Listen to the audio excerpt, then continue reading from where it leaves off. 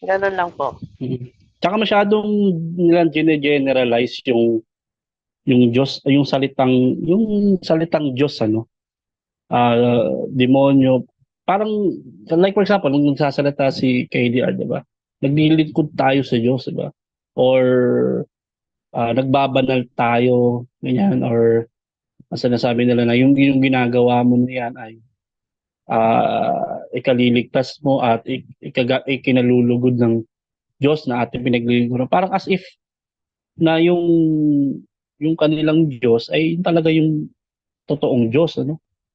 Parang pagka umalis ka sa iglesia nila at nagsalita ka ng against sa kanilang iglesia o sa leader nila at sinabihan ka na, ano ka na, sa demonyo ka na, lumalabang ka na sa Diyos, ah. Parang masyado na generalize or parang as if yung Diyos nila ay totoo talaga, no? Where in fact, kung titignan mo, napakakitid ng utak ng Diyos ng MCGI. Yung Diyos na pininiwalaan nila. Kasi, um, kung lalawakan mo lang isip mo, no, makakaalis ka dyan sa ano na yan. I don't think kung may Diyos man, hindi ganyan kakitid ng utak ng Diyos na kumain ka lang ng chicken joy, maiimpyerno ka na.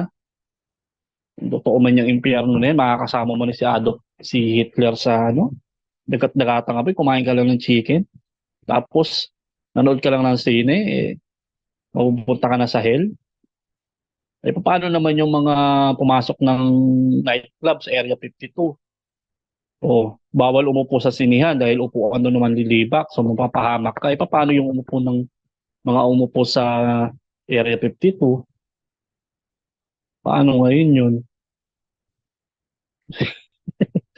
Sama-sama sila doon. Napaka